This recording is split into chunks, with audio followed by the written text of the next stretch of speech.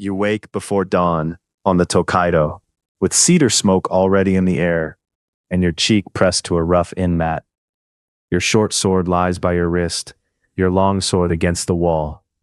You are a Ronin in Edo, Japan, and the road waits before the crows. Temple bells carry thinly through the mist beyond the post town. You rise under low rafters blackened by old soot, fold your bedding, and slide the door aside. The lane outside is packed earth, lined with wooden eaves, shuttered stalls, and the pale shapes of travelers stirring in straw cloaks. The cold of pre-dawn wind slips beneath your worn kimono as you step to the well. Pine tops darken the eastern sky. A horse stamps near the stable lean-to. Porters squat with their loads wrapped in indigo cloth, and an inn girl rinses bowls beside a drainage channel. A single sandal on stone taps from the neighboring room. A pilgrim in white ties his leggings and adjusts the staff ringed with paper slips from shrines farther west.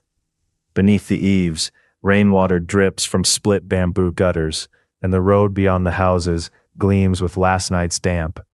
You kneel in the yard and bind fresh straw sandals to your feet. The bite of leather thongs settles across your instep. Familiar and mean.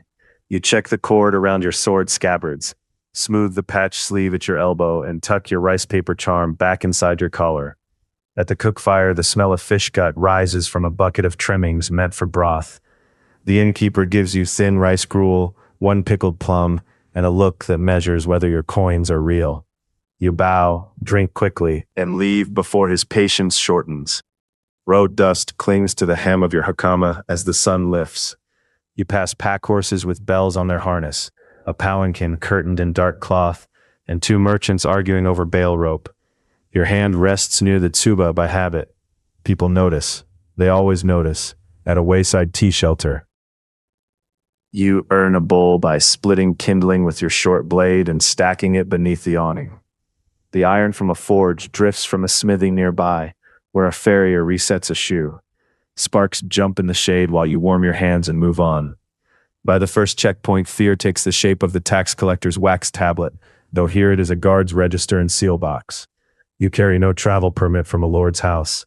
You lower your eyes just enough. Answer plainly. And let your sword speak of former rank. The guards study your face, then the wrapping on your bundle. One asks your province. Another asks your master's name. The unanswered name sits in your mouth like a stone pit. You give the dead clan surname, clipped and level, and wait while he decides how much pity resembles suspicion. Past the barrier, the road widens between paddies and irrigation ditches. The ox in the field turns slow circles at a water wheel while peasants lift seedlings from flooded rows. You keep to the raised path. Their eyes slide toward your daisho, then away, careful and brief. The empty grain jar is the fear that walks closest.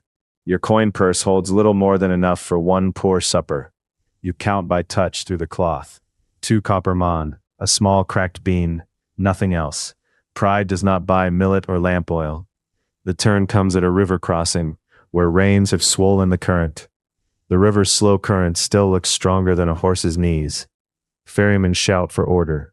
A merchant's chest slips from a porter and tumbles into the shallows. Lacquer flashing once before muddy water closes over it. You move before the shouting settles. River mud between the toes sucks at your sandals as you wade in, hand on scabbards, sleeves dragged dark with water.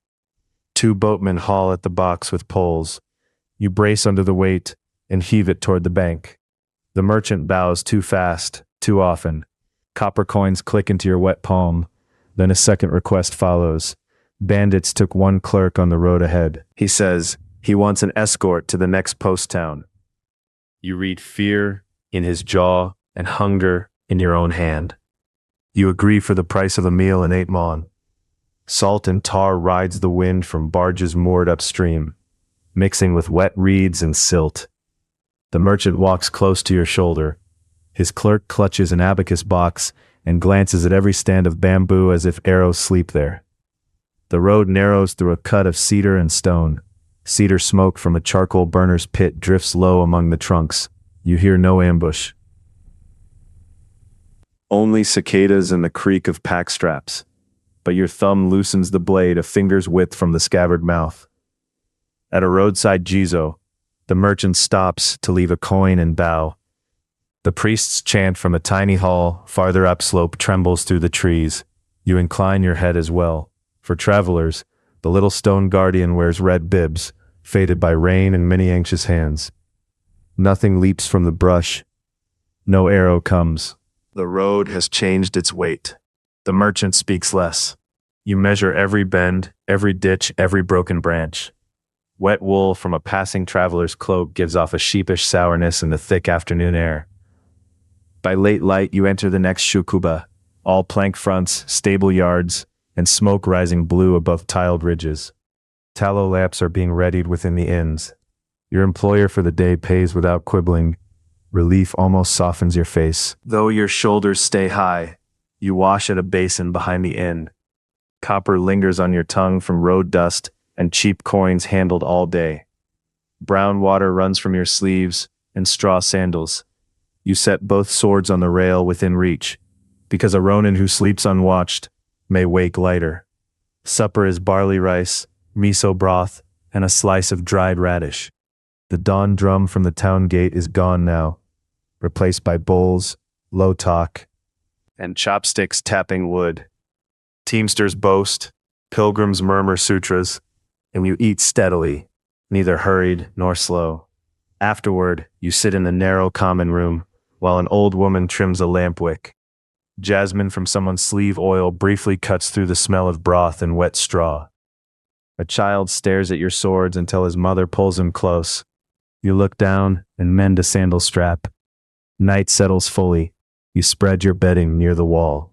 Turn your face toward the paper screen and rest one hand on the long scabbard. Beyond the shutters, a crow on the threshing floor gives a single harsh cry.